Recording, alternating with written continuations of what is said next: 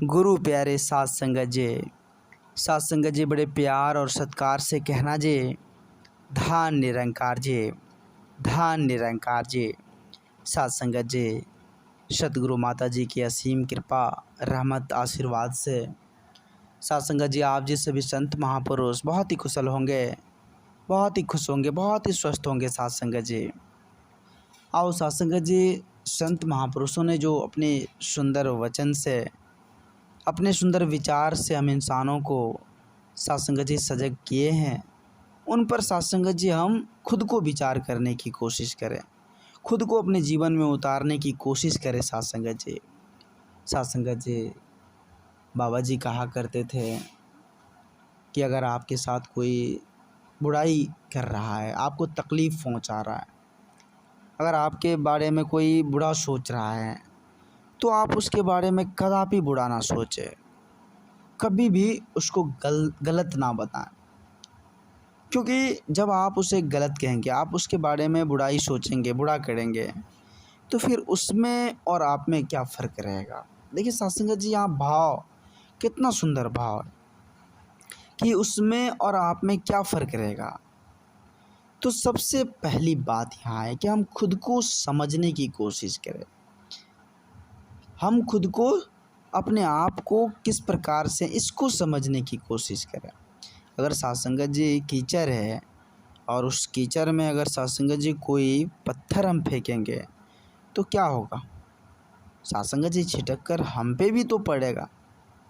कहने का तात्पर्य यही है कि अगर साथ संगत जी कोई हमारे बारे में गलत विचार रख रहा है, सोच रहा है, और हम भी अगर उसके प्रति गलत विचार की भावना रखेंगे तो उसमें और हमारे में कोई अंतर ही नहीं रहेगा। तो इसलिए समझने की ज़रूरत है, विचारने की ज़रूरत है कि हम किस प्रकार से साथ संगत जी अपने आप को ढालते चले जाएं, जो साथ संगत जी हमसे कोई सीखने का प्रयास करें। देखे होंगे साथ संगत जी, समाज में कोई जब अच्छे व्यक्ति होते हैं, प्रतिष्ठित व्यक्ति होते हैं, तो साथ संगत जी लोग उसका चर्चा करते हैं कि देखो फलाना का बेटा या फिर फलाना कितना सुंदर आदमी है, कितना विचारशील आदमी है, देखो उनसे कुछ सीखने का प्रयास करो। मतलब साथ संगत जी कंप्रोमाइज़ करते हैं।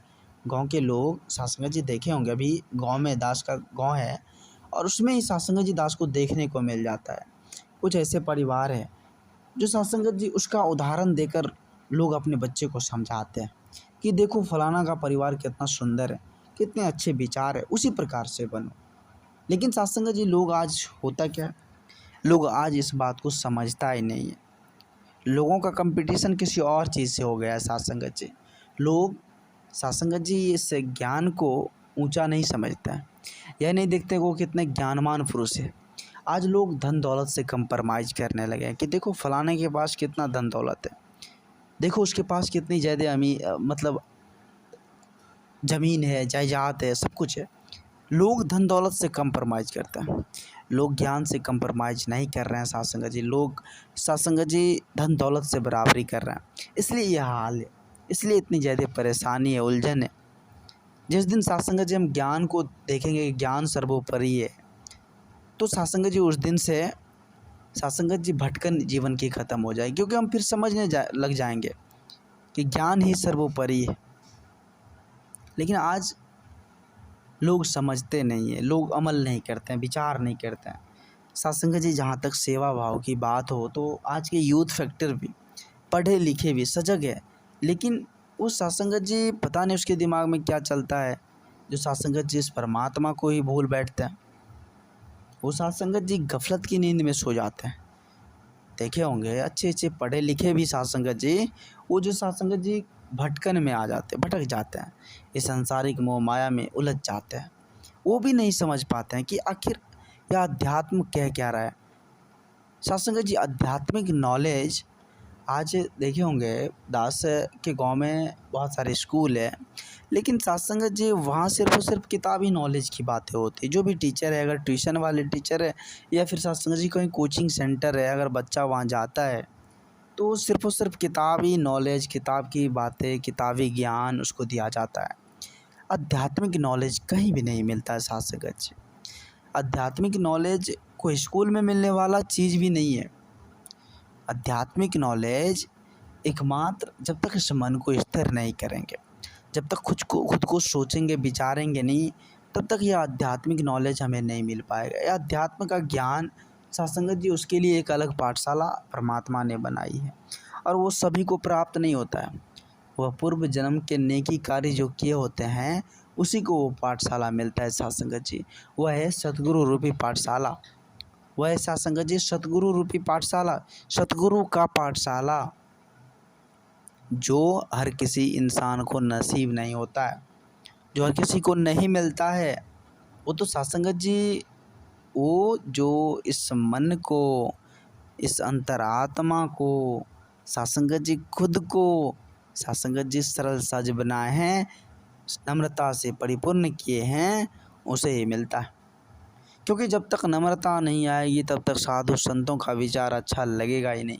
जब तक प्रेम का वास नहीं होगा तब तक सासंगत जी हम अच्छे विचार को श्रवण कर नहीं पाएंगे।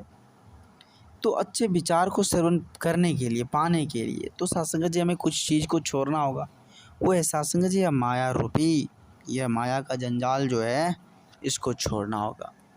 सासंगत जी सब कुछ हम इस परमात्मा पर छोड़ दें, उस निर्गुण निराकार दातार पर छोड़ दें कि प्रभु आपने जो किया और जो कर रहे हैं वो आपकी मर्जी है, वो आपकी रजा में हो रहा है।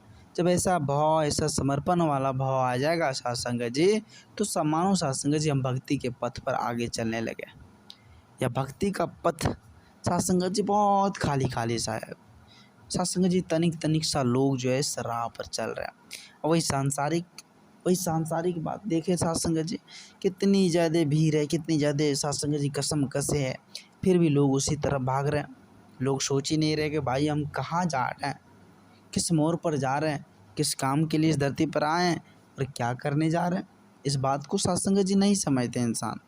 आज के यूथ फैक्टर भी सासंगत जी उसको समझने की ज़रूरत है, उसको समझने की ज़रूरत है। जब तक वो नहीं समझेंगे तो आने वाले जनरेशन, आने वाले भविष्य सासंगत जी फिर इसी तरह घोर संकट में पड़े रहेगा। तो हम युवा को भी आना होगा सासंगत जी, आगे आना होगा। जब तक हम युवा आगे नहीं आएंगे तब तक सासंगत जी कुछ भी संभव नहीं।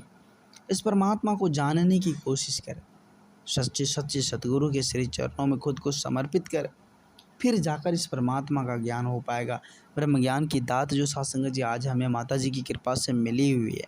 बहुत सारे लोग देखे होंगे सासंगत जी संगत में आते हैं, संगत में आकर बस यूँ ही चले जाते हैं, कुछ सुनते भी नहीं, उस पर विचार ही नहीं करते, बस आए यूँ ही सत्संग सुन लिया फिर घर को चले गए। फिर सासंगत जी उसके कर्तव्य में कोई कर्मों में कोई चेंजिंग होता ही नहीं।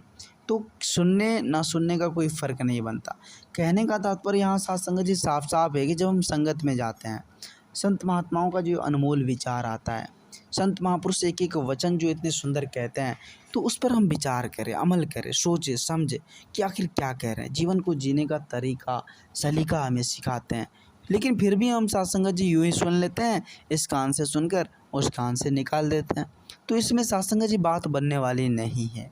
बात तभी बनेगी जब हम अमल करेंगे, विचार करेंगे, चिंतन करेंगे। लेकिन उसको छोड़कर हम चिंता में लगे रहते हैं। सासंगत जी आज स्थिति यही है इस संसार की कि इंसान चिंतन की जगह चिंता कर रहे हैं।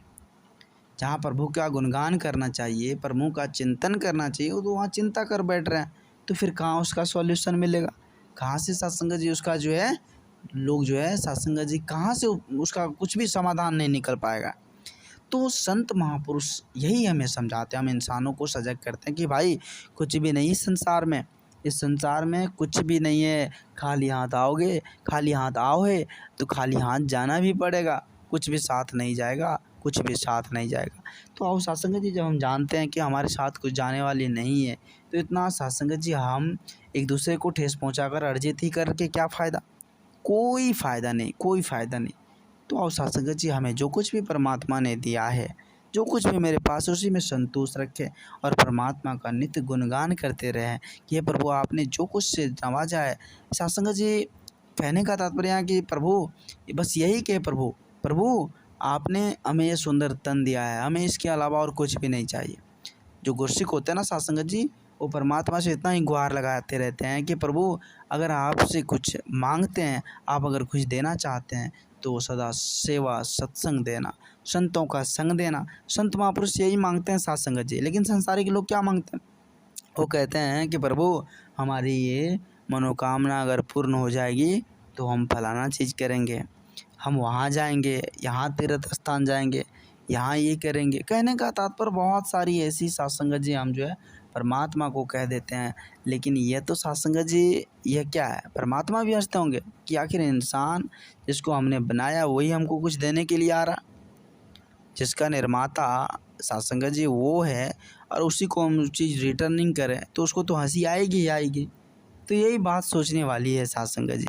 आओ सात संगत जी, संत महापुरुष हमें बस यही समझाते हैं कि हम एक इंसान बनकर इस धरती पर आए और एक परमात्मा का हम संतान हैं। हम एक बनकर इस धरती पर रहें, प्रेम एकत्व मिलवर्तन के सहारे अपने सच्चे सतगुरु का, इस परम पिता परमात्मा का सदा गुणगान करते, एक एक श्वास गुणगान करते हुए चले जाएं। आओ सात संगत जी यही करें और संतों की बातों पर अमल विचार करें, उसको जीवन में उतारने की कोशिश करें। सात संगत जी, दास बच्चा है।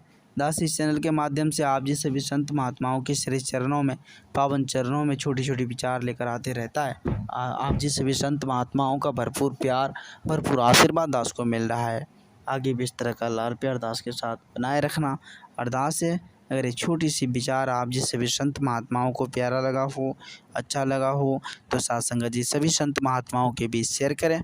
और सात संगत जी जो संत महापुरुष इस चैनल को सब्सक्राइब नहीं किए हैं वो ज़रूर कर लें। सात संगत जी एक बार सभी संत महापुरुष मिलकर समय के सतगुरु माता जी के पावन पवित्र चरणों में प्रेम और सत्कार से कहना जी, धान निरंकार जी, धान निरंकार जी।